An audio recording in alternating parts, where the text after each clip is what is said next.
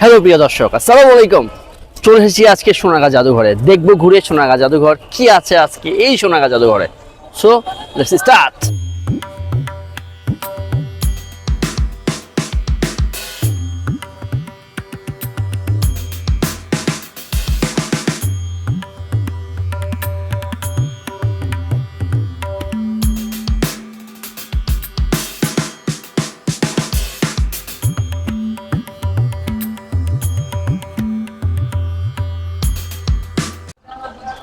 আজকে ঘুরে দেখবো পুরো সোনারগাঁ জাদুঘর, সাথে থাকুন। সোনারগাঁ জাদুঘর কিভাবে যাবেন? ঢাকার গুলিস্তান থেকে বাস যোগে মোংরাপাড়া বাস স্ট্যান্ড অথবা সিএনজি রিক্সা যোগে জাদুঘর যাওয়া যাবে।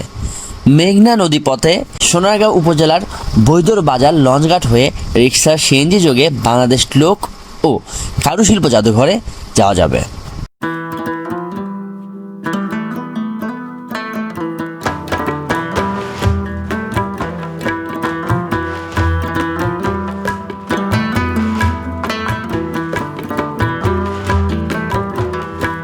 দেখতে পাচ্ছেন আমার পিছনে একটা সুন্দর ঘোড়ার গাড়ি। এই ঘোড়ার গাড়িটি কিভাবে বানানো হয়েছে, ওকে, এখান থেকে একদম সুন্দর করে ঠেলতেছে পিছন থেকে। আর ঘোড়ার গাড়িটি কাদর মধ্যে আছে মনে হচ্ছে এরকম। বাংলাদেশ লোক ও কারুশিল্প জাদুঘর সোনারগাঁ। সোনারগাঁ উপজেলা পরিষদ হতে 1 কিলোমিটার পশ্চিমে এবং ঢাকা চট্টগ্রাম মহাসড়কের মোগরাপাড়া চৌরাস্তা হতে 1 কিলোমিটার উত্তর পূর্বে অবস্থিত সোনারগাঁ জাদুঘর। সোনারগাঁ লোকশিল্প জাদুঘর রাজধানী ঢাকা থেকে 24 কিলোমিটার দূরে অবস্থিত। নারায়ণগঞ্জ জেলার সোনারগাঁ উপজেলায় অবস্থিত। বাংলাদেশের লোকশিল্পের সংরক্ষণ, বিকাশ ও সর্বসাধারণের মধ্যে লোকশিল্পের গৌরবময় দিক তুলে ধরার জন্য 1975 সালে শিল্পাচার্য জয়নুল আবেদিনের উদ্যোগে বাংলাদেশ সরকার বিশাল এলাকা নিয়ে এই জাদুঘর প্রতিষ্ঠা করেন। সোনারগাঁয়ের বড় সর্দার বাড়ি নামে পরিচিত একটি প্রাচীন জমিদার প্রাসাদে এই জাদুঘর স্থাপন করা হয়েছে।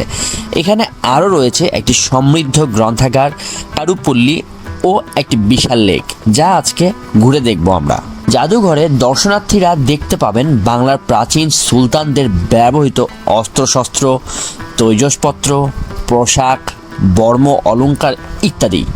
বাংলার প্রাচীন ও মধ্যযুগের লোকশিল্পের অনেক নিদর্শন রয়েছে এখানে।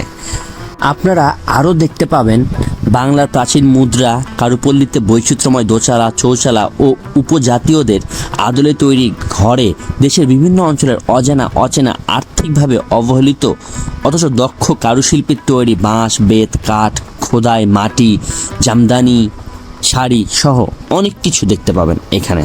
এছাড়াও প্রতি বৈশাখ মাসে এখানে সাড়ম্বরে আয়োজিত হয় লোকশিল্প মেলা। এ মেলায় লোকসঙ্গীত, যাত্রাপালা, কবিগান ইত্যাদি লোক সংস্কৃতির ঐতিহ্যবাহী অনুষ্ঠানমালা পরিবেশন করা হয়। মেলায় দেশের প্রত্যন্ত অঞ্চল থেকে আসেন লোকশিল্পী ও কারুশিল্পীরা। মাটি, শোলা, বাঁশ, বেত, কাপড় সহ বিভিন্ন হস্তশিল্পজাত সামগ্রী বিক্রি করা হয় এ মেলায়।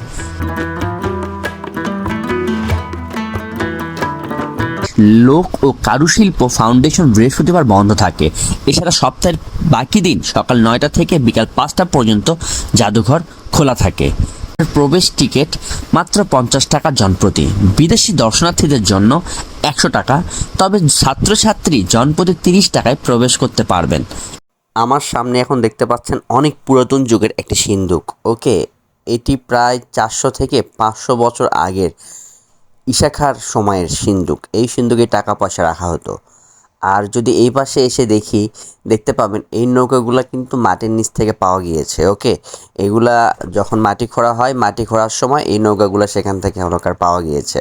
এবং এখানে কোরআন শরীফ রাখার একটা সুন্দর র্যাক দেখা যাচ্ছে, বাক্স দেখা যাচ্ছে এবং অনেক পোড়ামাটির ফলক আছে যেগুলা নিদর্শন আপনি দেখতে পাবেন। এখানে রয়েছে খড়ম, ওকে।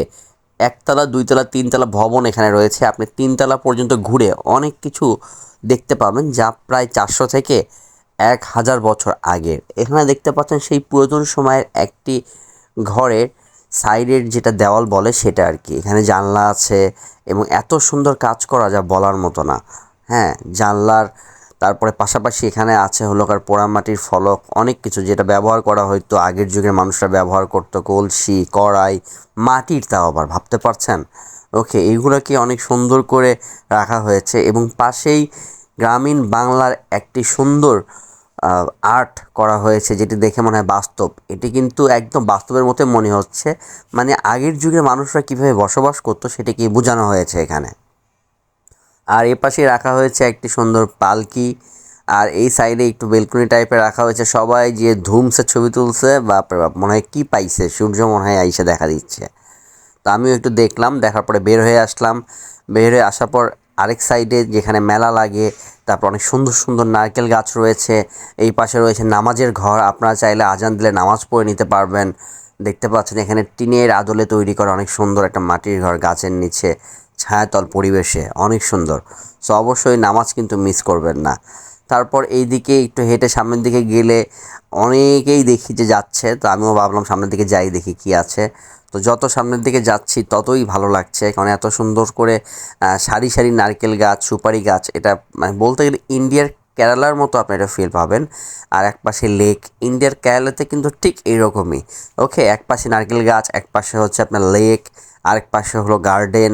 মানে যা আপনাকে একদিনের জন্য আপনি যদি ঘুরতে যান আপনাকে মুগ্ধ করবে। ওকে, আর সামনেই দেখতে পাচ্ছেন একটা বাঁশের তৈরি একটা স্বাগতম একটা গেট কারুপল্লীর। এখানে ভেতরে অনেকেই কারুপল্লী থেকে নাগরদোলায় ওঠে, দোলনায় ওঠে। তারপরে এখানে পাশেই রয়েছে মার্কেট। ওকে, এবং এর উপরে সুন্দর করে লাল, নীল, হলুদ কালারের কাপড় ঝুলিয়ে দেওয়া হয়েছে, যেন একটু এটা যে কারুপল্লী এবং যেখানে মেলা লাগে সেটা যেন ফুটে ওঠে। হ্যাঁ, এই পাশে রয়েছে পুকুর, আর এই পাশে দেখতে পাচ্ছেন নাগরদোলায় অনেকেই দোল খাচ্ছে। হ্যাঁ, নাগরদোলা এগুলো দেখলে আসলে না ছোটোবেলায় ফিরে যায় আমরা আসলে। হ্যাঁ, তো এখন দর্শনার্থী অনেক কম, কারণ এখন আজকে বৃষ্টি হয়েছে দেখতে পাচ্ছেন। আর কথা বলতে বলতে চলে আসলাম কাপড়ের দোকানের পাশে। অনেক সুন্দর সুন্দর মানে হাতে তৈরি কাপড়, শার্ট, ওকে, তারপর মেয়েদের কাপড়, হ্যাঁ, 3 পিস, শাড়ি, জামদানি শাড়ি, তারপর আপনার রয়েছে হলো বাচ্চাদের কাপড়, তারপর আপনার রয়েছে শীতের চাদর।